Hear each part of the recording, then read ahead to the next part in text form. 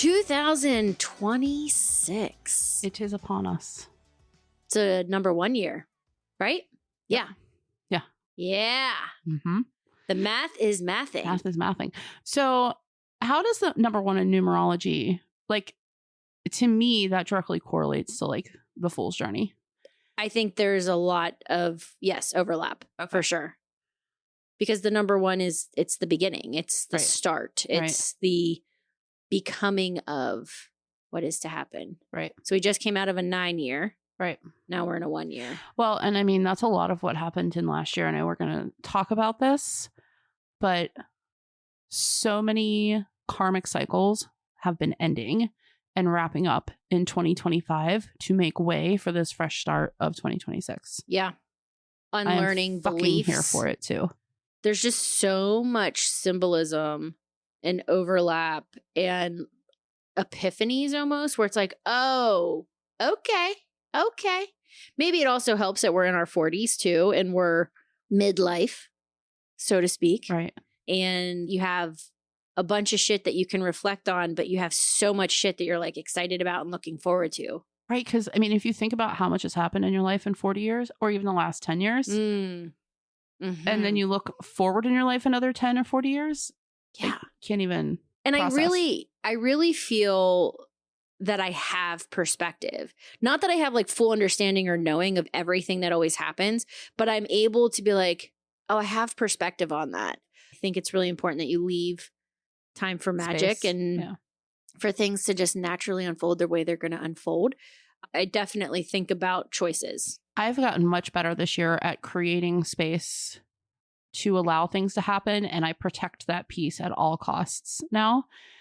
I have really grown in a way of working through stress to release, to ground, instead of working around stress or over stress or under stress, like working through it and actually learning what works. Yeah. What doesn't work. It's I interesting. don't want to repeat those cycles. Like we have a brand new opportunity, and every astrology reading that you're going to get from like the whole last year through next year is going to tell you the same thing. You have a choice to make. You can continue to repeat the cycles, or you can level up. Right. And this is it. This is fucking go time. Yes. You're either going to do it now or you're going to repeat the same 20-year cycle you just did. Yes. And so 2025 was also the year of the snake. 2026 is the year of the horse. I wish I had a good horse noise. I was just going to try it. And then I was like, nope, don't do it, Kristen. You don't. Do you have a horse noise? I mean, I think they just do the neigh. I know. I don't know. I mean, you have one for us, Kira? So, okay. I feel like I just, it's like a brisk wind. Yes. So I have it's not even a love-hate relationship with horses. I think horses are cool. I'm not down with like the size of their feet or their teeth, and they scare me. I really like horses, but fuck them and their teeth. So I like them from a distance. Like I think they're majestic. I think they're unbelievably powerful. From a symbolic standpoint, I'm down with horses. From a actual let me get on the back of a horse, not my jam. Don't put me on the back of a horse. Okay, but maybe you have to get on the back of a horse in order to break through 2026 in the year of horse. What are you going to do then? I don't know, Kristen. Are you going to take me to a horse farm? I feel like this is like you're challenging me. Season 3, all new adventures, guys. I've been on the back of a horse, right? Rachel does a dude ranch. My God. She doesn't do the dudes at the ranch. I would be the girl on the back of the horse where I'd get like the horse that needs tamed, and I'd be like, oh my God, like I don't need to match your energy. His name is Spirit. This is like so uncreative. Spirit. That's how it would happen, though. Yeah. Right. And I think horses are just incredibly cool. But again, there's a level of comfortability that I don't necessarily have. And it does, to your point, come from a lack of comfortability, right? Mm-hmm. People that are around horses all the time, they communicate with them. I mean, even in the telepathy tapes, there's a whole series of healers that communicate specifically with animals. And in the equestrian world, we're talking high-end horses, right? That are worth a lot of money. They have gone to different types of spiritual healers to be like, what is wrong with this particular horse? They're not showing up. They have this incredible genetic, composition, but they're not jumping. Are they injured? What's going on? And they've been able to communicate with the horses. Like the one in particular, the rider was having arthritis in her knees and it was spreading like throughout her body. And the horse was absorbing that and didn't want to contribute to the arthritis. And that would have happened had she gone through these jumps and done these different courses or what have you. So once they identified this, the girl went to a doctor and they were like, yes, you do have arthritis. We can manage it with medication. She got on medication and the horse was like, all right, cool. And then the horse started jumping again because he was protecting her from getting injured more. And I'm like, dude, animals are so cool. But I think that that's a really good metaphor for what we're going to bring into 2026 with us, because the year of the horse is all about momentum, freedom, action, alignment, expression. And if you don't stop and fix some of those things coming out of 2025, moving into 2026, you're going to put a blockage in front of all of those amazing characteristics that the year of the horse brings with it. Yes. So the year of the horse also brings Rachael Marr's clipboard from Lillian Vernon and printed paper. I also have a clipboard somewhere that says Kristen on the bottom of it. Mine's You'll purple. notice I used glitter nail polish to embellish this and also write my name in whiteout, cursive whiteout. So I love it. What year was that? I don't know. 1995. We're bringing all the old stuff back today. 1995. That's 30 fucking years ago. Stop. 31. Okay. Ah. So speaking of bringing some things into this episode with us, I have this deck here. Ah, yeah. Okay. Okay. Yeah. Mm-hmm. And we're going to be doing some card pulls here. But this is my first tarot deck. And I got this when I was, I want to say 12-ish. That's so cool. Sometime in that time frame. Yeah. And the copyright on these cards is 1986. And I've had them and I love them. And I pull them out and put them away depending on how I'm feeling. And they're I feel 40 years old. Pretty cool. 40 years I know. old. I know. That is so great. I love them so much. They have such great energy. And I used to sleep with these every single night. So as a teenager, these slept under my pillow every single night. I was religious about charging my energy and my intentions into them. And I think that there's like so much wisdom that can be gained for both of us and bringing out these old parts of ourselves. Mm-hmm. I don't think that it wasn't planned, but it's clearly not by accident either. No. That we're bringing these old things Yes. into this new year, into this new episode with us. Correct. And what are we going to learn? And what are we going to transmute? Yes. Because we're going to do also in this episode, we'll get into the welcome here in a second, but we're also going to be doing a cord cutting meditation. And it's very important to remember that when you do a cord cutting, you don't erase the memories. The memories exist, but you take back the energetic power from the people, places, and things that no longer serve. And this is an exercise that starting this new year, we want to give our listeners, if you've never heard of a cord cutting, how valuable and helpful it really is in bringing back your energy. Yeah. Because it's going to help you amplify. It's going to give you more energy. It's going to give you more perspective. And if you don't do it, they just exist. Well, because the other part of what you don't lose in this is you don't lose the tools that you learned and the lessons that you learned along the way. Yes. So you can cut the bullshit and keep what you need. Yes. Alrighty. Should we welcome people? We shall. Right. We shall. Welcome to Two Mystic Mamas. Season 3. I'm so excited. Oh, This feels like this season 3 feels magical. it does. Like the most magical of all of them. I agree. I'm here for it. Yes. I agree. I agree.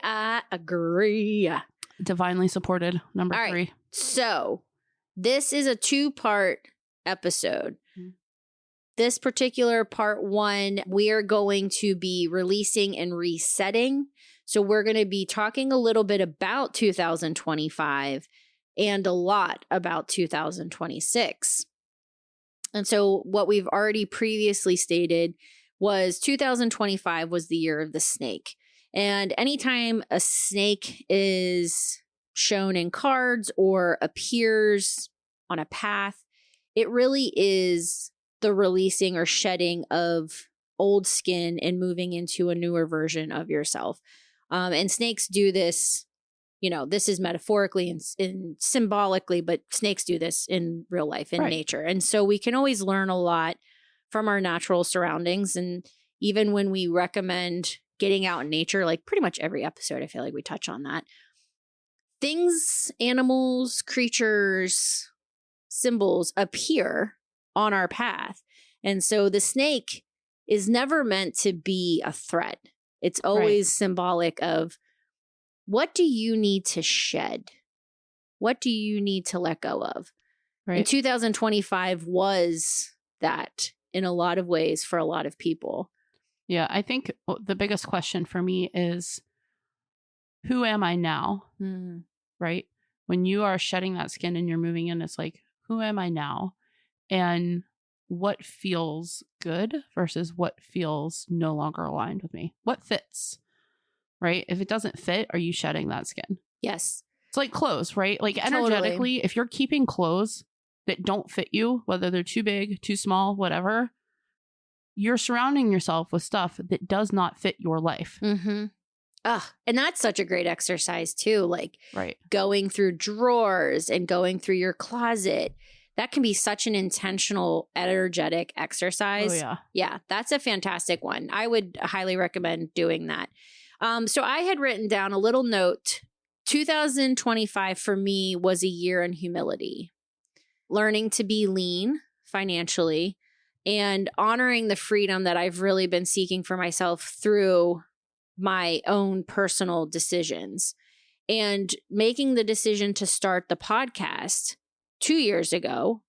I had some preconceived notions of what that looked like and felt like that I don't think were unfounded, but I think, again, it's like you have to let everything play out the way it's going to play out. And so I have really been reflecting on beliefs that no longer serve. That was a big part of my 2025 and this was an epiphany I had not too long ago.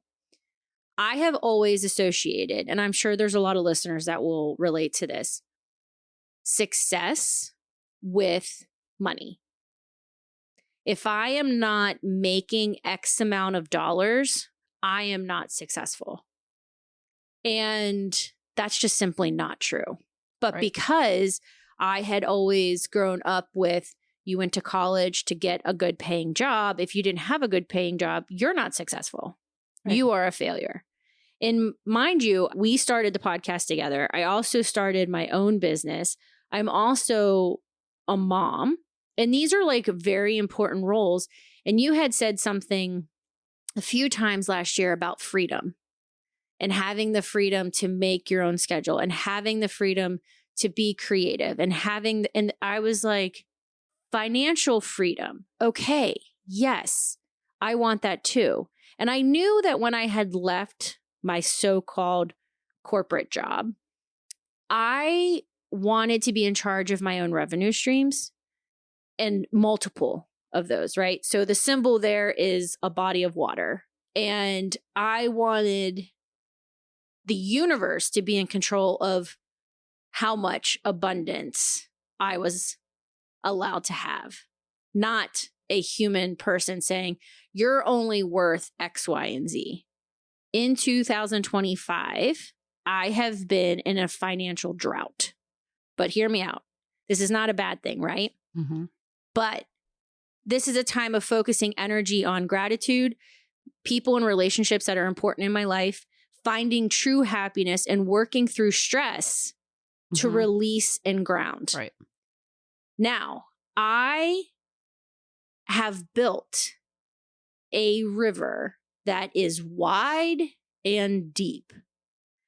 And this was the download that I received when I did that trusting the universe is such a hard task when it involves complete surrender and vulnerability, but it's the only way to truly move into this new version of myself, because I had to unlearn the belief that financial wealth equals success. Right. We all have to unlearn that. And that is hard. Right? I would take that even a step further, because you were talking about how you're now putting the universe in control of how much money you make. But I think the universe is going to limitlessly give to you. And so more it's how much are we going to allow ourselves to receive, and where are we going to put the work in our lives to open that flow? Because it's not like the universe is up there like karmically deciding who gets what money, right? Like we all have access to everything. It's limitless. Yeah. Right. Yeah. We all have access. So it's what are we going to allow ourselves to do? I remember being in therapy prior to my divorce, which we've not talked a lot about. We won't talk a lot about, but not to Charlie, by the way, for anybody that's confused. Still happily married over here. Very happily married. But I remember being in therapy for years and not understanding what my block was from taking that step I needed to take. And my therapist looked at me one day and she just said, "Do you think you're worthy of love?" And I broke. Like in that moment, I just broke because I realized I didn't. I didn't think that I was worthy of the kind of love that I know that I am worthy of now, right? And I think it's the same thing with anything that feels unattainable in our lives. If it is finances, if it is love, if it's anything, if it's relationships, friendships, career, doesn't matter. It can be applied. You have got to realize that you are worthy of having that thing before you're going to ever see the flow come in. For sure. Yeah. For sure. And it's acknowledging that. I think for a long time, I said the words, "I am worthy," but I didn't feel them. I didn't believe it. It was just like surface level. Right. So 2025 had a lot of that for me. Right. A lot of humility, a lot of just laying down my piece, letting go of the emotion attached to some of that stuff too. And I was still human. I mean, I'm still human, right? So yeah, hopefully that relates and resonates with some people out there too. They found that. There's a note in here with one word. I know we hear a lot about release, right? Shedding skins, releasing what doesn't serve us. That also doesn't feel attainable to a lot of people. Like, what the fuck does that mean? How do I release it? And there's one word in here that sticks with me more on what 2025 is, and that was recalibrate. And I feel like it was a year where I was able to recalibrate how I did things, how I thought about things, and be way, way more aligned with how I wanted to feel in those moments. Because going back to the freedom isn't just financial, right? No, correct. It's our time. It's freedom to wear what we want and think what we want and all of it, right? I want the freedom of choice. Yes. Whatever that looks like.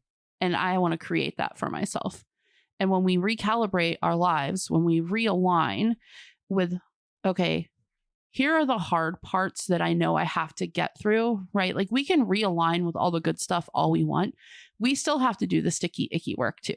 Yep. Unfortunately. That doesn't actually go away. Ever. It doesn't. And that's the thing. Like when you get to this new level, right? When we get to this new level of financial abundance, we will have a whole new set of problems that we will then have to deal with and figure out, okay, how do I recalibrate now? How do I ride this? So remember that everything that's going on in your life right now can be changed, and you can change the way that you think about it, not just how it's affecting like your day-to-day life. So I just want to put it out there before we move on to the listeners. What did 2025 mean to you? Where were you aligned? Where were you not aligned? These are good questions to reflect on. And even though we're in the new year of 2026, we're still in fucking January. And there is never, you know us in timelines. We're like, I mean, you can do whatever you want when you want it. Like there's, it's all a money-making scheme, that this whole New Year's resolution, you got to get to the gym, fix your diet, just like completely overhaul your whole life. I'm not really. It's called capitalism. Yeah, I'm not like totally down. It's still January and it's still a time of rest and reset and snow and fires and cozy time and books and all of that. So if you're listening, you're at a perfect place to do you're some exactly of this. where you're supposed to be right now in this moment. If you are listening to this in January of 2027, I'm just going to hop forward to the future. It is not too late to go through all of these practices and apply them to your life right now. Correct the mundo. I had a note here though, because I'm on physical paper and pages. When should you tell your story about the house next door and blast from the past in the Kristen world? Or is that for the part 2? It could be either. I mean, we've talked a lot. The house is for sale next door, so however we want to work that in. Isla lovingly refers to that house as the haunted house. That's the haunted house. That's where the ghosts live. Well, the haunted house is for sale. Is there a sign? There is no sign. I got a message from... It's very hard to know if a house is for sale if there's no sign saying the house is for sale. Yeah. I got a message from somebody that they got a Zillow alert about it, which is how I found out. What are they selling that for? $489. That's not a bad price. There's a lot of fucking work that needs to be done in that house, though. Yeah. I mean, they painted it to make it look pretty. Oh, paint. Mm-hmm. Yeah. That only covers up. Right. That doesn't actually repair. So our bedroom's French doors open to the side of this house that's for sale. And we haven't really had to worry about privacy over there because it was like a 1,000,000-year-old woman living there who couldn't climb stairs. Yes. To see over in the fence and down. So when you're doing the deed, it's just the deer. Now I have to buy curtains. So, which, listen, it really fucks up the aesthetic of my bedroom. I'm going to be honest. I mean, you could just... So we were talking about what we would do to stop the sale of this house next door so we could maintain our privacy. Mm-hmm. And I'm like, I'm not above this. I have at least an associate's degree in this from the past. So when I was 16, 17, something like that, we moved here and my parents were building a house. And instead of renting one place, they would rent houses that were for sale and we would move in with all of our crap. And then inevitably the house would sell and we'd have to move. So in the span of a little over a year that it took them to build the house, we lived in 4 different houses. Oh my God. And I was sick of moving. I bet. So people were coming to look at the house and it had this really cool, like, finished attic area in this one. So teenage Kristen put on her spookiest, craziest, gothiest attire that she could, lit every candle that she possibly could in a giant circle in the attic. And I was up there when they came to show the house, chanting and bowing. And I was like, to the point that the people put an offer in on the house. They put a contingency that the house had to be blessed by a priest before they would. Oh, they were Catholics. Good on them. I know. So listen, you're trying to craft them out. If you want to mess with my privacy, you're going to see a naked Sasquatch ass and some satanic rituals, apparently. That's what we bring to the neighborhood, guys. That's hilarious. So yeah, who wants to be my neighbor? Who wants to be my neighbor? Fantastic. Yeah, so we can put that story wherever we want to. I think it's just going to live there. What if... Oh, no.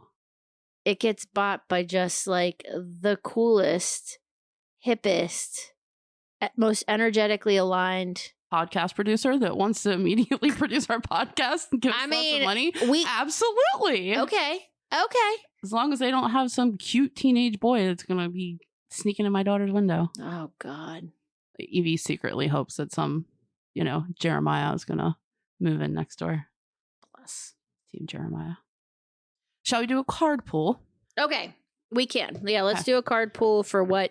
Wrap up this year. All right, so this is like just a collective card pull for what is the message from 2025 that we are bringing into 2026. Naturally, not everything. You don't want to bring everything that goes from one year to another. You want to be able to lay some of that down. As Teal said, you know, tuck it away, like put it down. And it's not that you can't revisit it, but like challenging can be hard and difficult and also happy and joyful and incredibly rewarding. So we're each going to pull one card for what 2025, what the message was, and that what we should be bringing into 2026 with us. Okay. All right. 1, 2, 3. Oh, Ooh. I got devil. the eagle.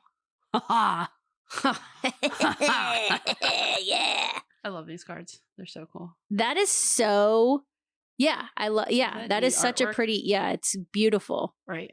Okay, so do you Go want to go? Okay, so mine is the eagle, see from a higher perspective, which I think is just a perfect card to see what 2025 meant overall, because eagles are majestic creatures. They fly, they have this ability to see things from a peripheral view, but then they can zone in and also get what they need from a hunting perspective, which is also symbolic, I think, with the eagle is 2025 having that higher level view and seeing what really was taking place, right? Not getting caught up on the details, but also being like a predator in some regards, right? Like not a predator where you're going to go and kill, but like you are a force, you are a power, you are something that is to be respected, which the eagle is in nature, right?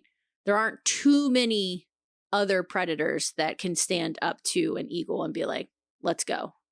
So just knowing that you possess this strength and this grace and this beauty within yourself to take into 2026. Right.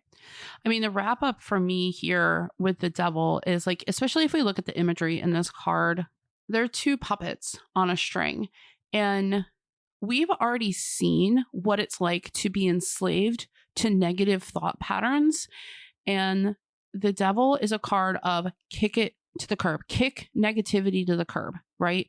You've already allowed yourself to be enslaved to it in the past. You know what the result of that is. Mm-hmm. You don't know what the result of leaving that behind and ushering in this new era of yourself is going to be like. So, you know, for me, it's like, are you going to, again, repeat that same cycle?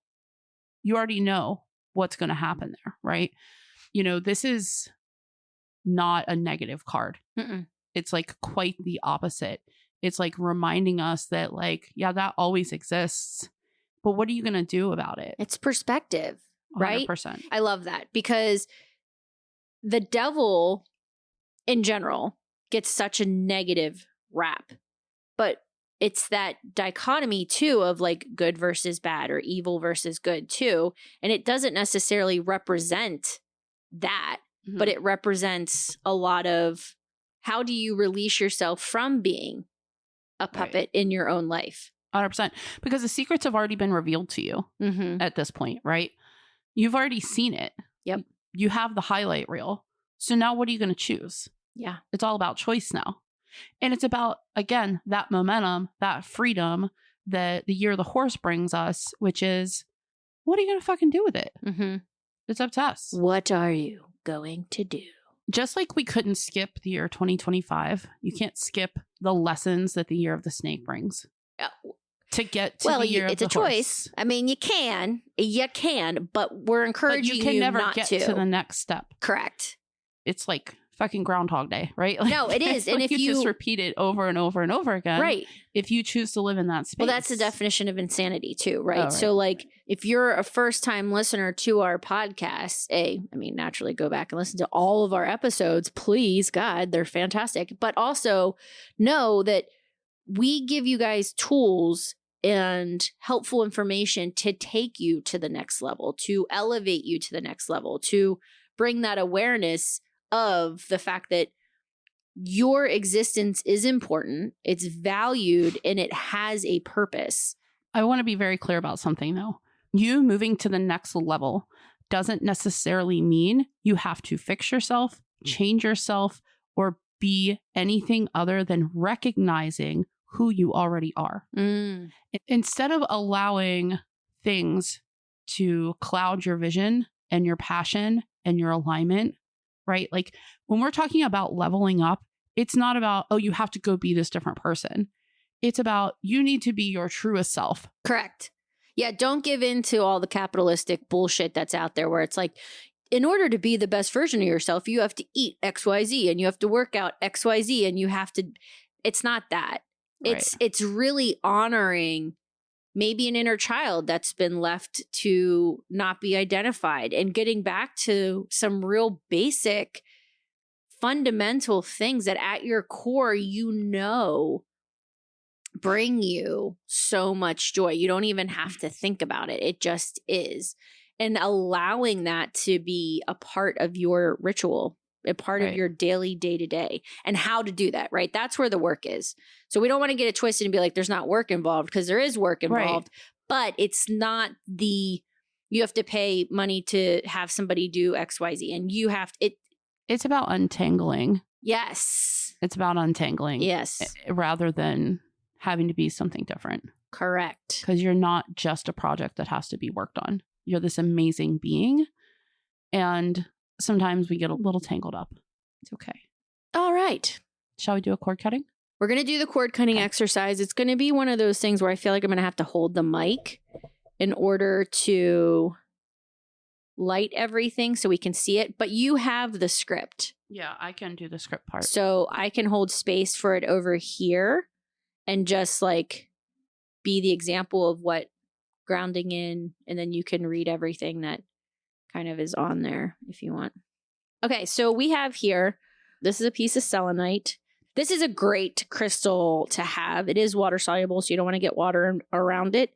But when you're doing a cord cutting, selenite is a protective stone. So we're talking about energetic cords here. And the visualization I would give you is you have cords with everything in your life, people, places, and things. And over time... And thoughts. And over time, those cords can get thicker. So sometimes, like if you had something that happened to you yesterday, that's a thin cord. And that's why doing like a daily cord cutting at the end of the night before you go to bed is such a great exercise to do, because you can immediately call that energy back. But then there is established relationships, there can be trauma, there can be things from our childhood, there can be all kinds. So you want to also think about cord cutting as like layers of an onion. Right, because if this is your first cord cutting, maybe that all seems too big and you want to bring it back and you want to dial in a habit that you do. You can cut cords with that, because again, you are not your habits. Those are just a loop of thinking that you get stuck in. So if you have identified yourself as a procrastinator or not a morning person or whatever it might be, that is not who you are. Those are your habits that you're choosing every day. So you can use this as an opportunity to cut cords with those habits and build new ones. Correct. And so in front of me here, I have some lemons. I have on the lemon, I put a little bit of sea salt. I put some cinnamon. These are two spices that are great for bringing in abundance, also for protection. If anybody knows me, I'm all about my protection. Like, I don't do anything without protection. Also, we have 2 tea lights. You can use little taper candles. The candles bring in the element of fire. And then you also have the lemon, which brings in the element of earth. And then you want to try to incorporate as many elements as possible into a ritual. And then around the lemons, I basically just took twine and did the figure 8 or the infinity symbol around these two. And these are 2 symbolic. So one candle represents you, the individual, and then the other candle represents what you are releasing. And you can put a bunch of different things into this other candle, right? So it's not just like one individual person or one individual situation or place or thought, though you could do that if you wanted to do a cord cutting related to that.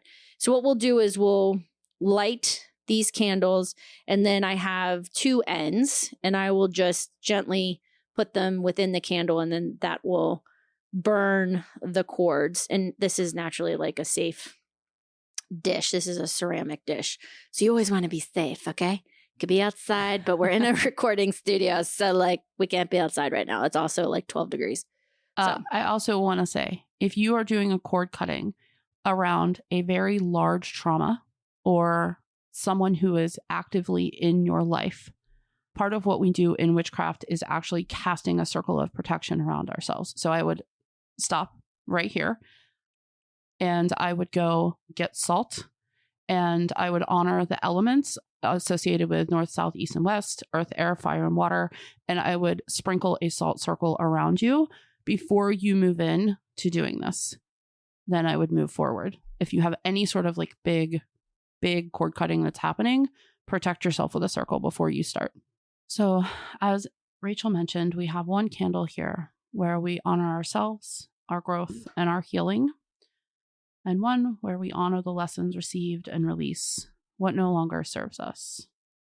I call on and invoke my team of light and every listener's team of light to surround us, protect us, and ground us into Mother Earth. This is a sacred space curated for us to call back our energy, the energy we create from ourselves and for ourselves. Our intention is to release energetic cords to the people, places, and things that are no longer for our greatest and highest good. Repeat after me or in your head. I call my energy back to myself, for my energy shall live within my body and soul to uplift, heal, and honor. Repeat this 3 times. I call my energy back to myself, for my energy shall live within my body and soul to uplift, heal, and honor. I call my energy back to myself, for my energy shall live within my body and soul to uplift, heal, and honor. We have a couple more we're going to repeat. So, with love and neutrality, I release this energetic connection. I keep the lessons and return the rest to the universe. With love and neutrality, I release this energetic connection. I keep the lessons and return the rest to the universe. And once your cords have burned down or cut, you're going to repeat after me or in your head. These cords are now released across all timelines, dimensions, and levels. I am grounded, I am protected, and I am complete. If you are Wiccan, you can add "so mote it be" to the end of this to seal your intention. So 2025 is asking of us, what skin are we shedding? What lessons have we learned?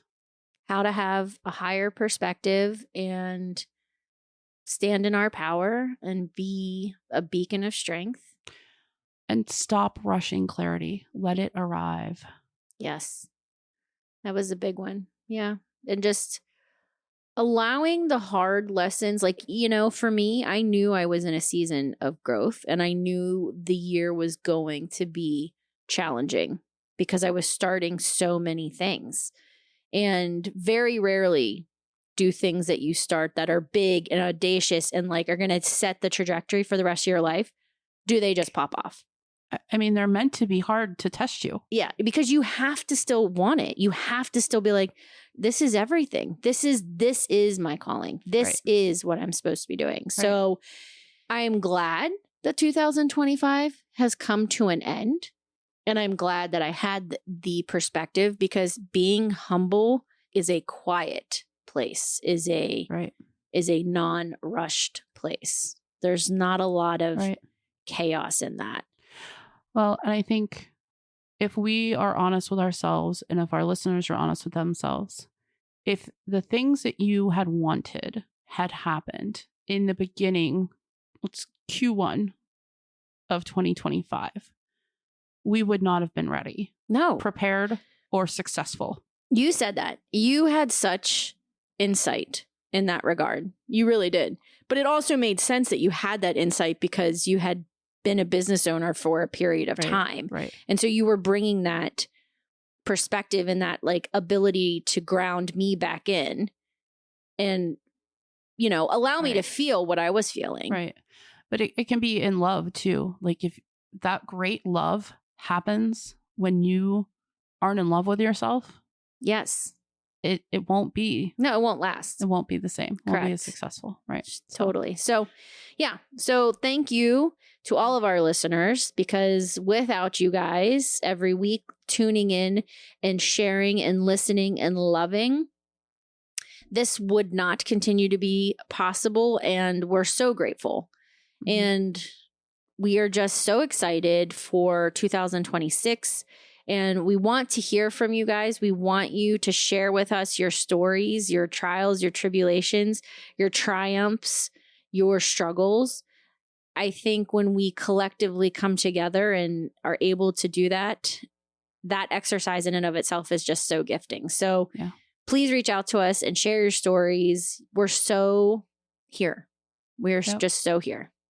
And we want to invite you all to join us on our brand new Patreon page. This is something that we feel really passionate about, to be able to bring you guys extra content every single month and also pay our wonderful sound engineer and, you know, be able to continue to bring this level into season 3, but also even more. We want to bring you guys so much more. Yes. We have so much planned for you. Yes. And so we just want to invite you into our inner circle and it's pay what you can. Right. So there's different tiers. And so we've made it unbelievably affordable that if you are like, I love you guys so much, and you can afford $2.22 a month. Right. Great. If you can afford more than that, we have those tiers open for you as well. The content is the same. Right. We're not gatekeeping anything. Gatekeeping. That's what I was like, what's that word?